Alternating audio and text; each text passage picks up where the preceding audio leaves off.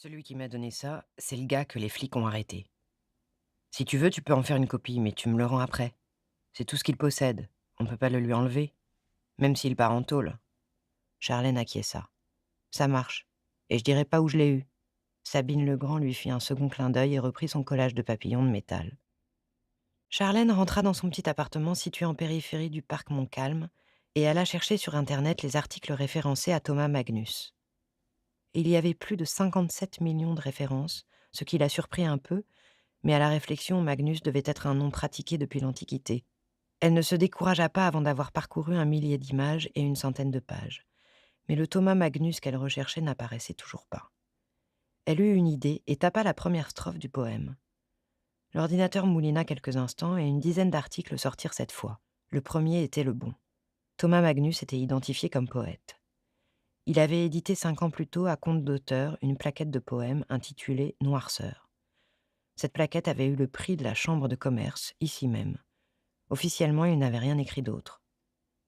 Charlène scanna le poème manuscrit, rangea l'original dans sa chemise et le relut, cette fois entièrement, sur son ordinateur de bureau. Elle n'était pas sensible à la poésie, et elle devait admettre que la violence martelée à chacune des 100 strophes provoquait chez elle un sentiment étrange, fait de fascination et de peur mêlée. Thomas Magnus était peut-être un fou criminel, mais il avait aussi un véritable talent d'évocation. Les références à la mort, aux instruments qui blessent, tuent et torturent, à la souffrance, à la solitude et à la peur, étaient incessantes et obsédantes. Dans l'univers de Thomas Magnus, la violence et l'injustice régnaient en maître. Cela suffisait-il pour faire de lui le tueur du café du centre ? Charlène hésita. Elle avait suffisamment d'éléments pour un premier article, mais il y avait autre chose qui la faisait tiquer. Une strophe au milieu du poème, différente des autres, moins sanglante, et peut-être encore plus obscure. Mais non, j'erre en vain dans l'ombre, je rampe de lieu en lieu. 77 jours, 77 nuits restaient à vivre. Mais elle frottait son ventre plein aux pages rouges du livre, pétrie de faux espoirs, bercée de promesses ivres, gémissant dans l'attente que le dernier saint la délivre. Qui était cette inconnue au ventre plein gémissante et en attente d'une délivrance venue d'un saint ? Son ventre plein ? Elle était enceinte ? C'était évident. Pourquoi devait-elle attendre 77 jours et autant de nuits ? Et pourquoi frottait-elle son ventre plein à ces pages rouges de sang ? Un souvenir s'imposa à elle. Elle était gamine, et son grand-père s'était endormi au coin de la cheminée, un livre épais posé sur les genoux. Un livre à la couverture de cuir noir et à la tranche rouge. Ce livre, c'était la Bible. Était-ce de cela que le poème parlait ? Une femme enceinte qui s'imprègne du message biblique, pétrie de faux espoirs, bercée de promesses ivres ? Non, les promesses ivres venaient d'ailleurs. Du père de son futur enfant ? Et qui était ce dernier saint ? Elle retourna sur Internet et découvrit que Thomas Magnus avait réalisé et écrit un court-métrage quelques années plus tôt. Du coup, elle trouva les éléments biographiques sur IMDb et les nota sur son carnet. Né le 31 décembre 1977. Elle compara aussitôt ce chiffre aux 77 jours et autant de nuits. Cela ne voulait rien dire. Ou alors si. Mais dans son poème, il parlait de jours, pas d'années. Thomas Magnus était un peu plus vieux qu'elle, mais pas tellement. De se dire qu'elle était déjà née dans les années 70 l'orienta vers un autre train d'idées plus personnel.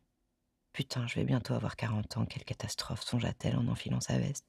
Et qu'est-ce que j'ai foutu de ma vie ? Jean-Claude Dolph avait horreur de l'indécision.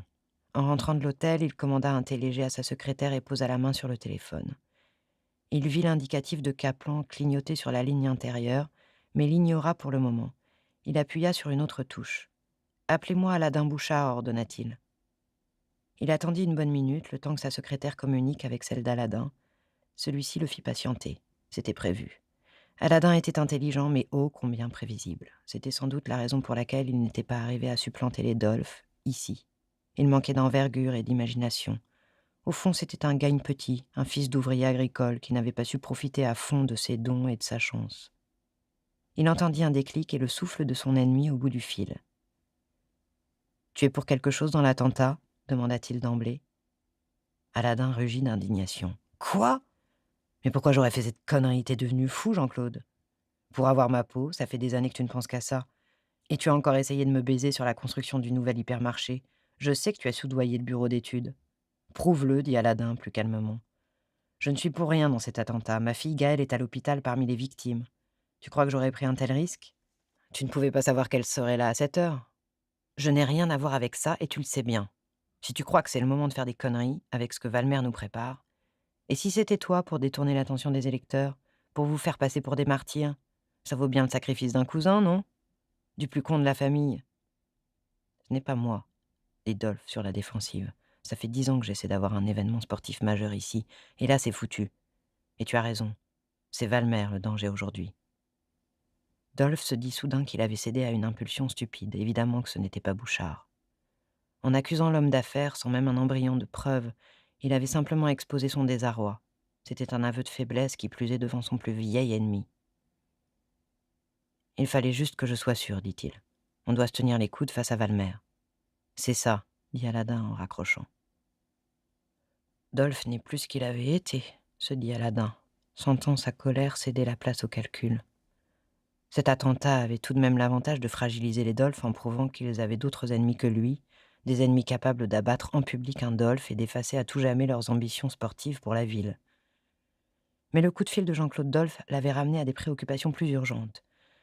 Le problème des lotissements au nord de la ville pouvait attendre, ainsi que Valmer et son association de crétins. Il appela l'hôpital de la Timonerie et demanda à parler au service de neurologie. La santé de sa fille Gaëlle n'était pas en danger, mais elle n'y voyait toujours pas. Il tenta de savoir s'il y avait des traitements possibles aux États-Unis, mais le neurologue lui répondit sèchement qu'il en doutait. Tout ce qui était humainement possible était fait. Pour l'instant, il n'y avait pas d'autre solution que d'attendre. Il songea un instant à embarquer Gaëlle de force, mais ce n'était pas une bonne idée. Elle ne le lui pardonnerait jamais.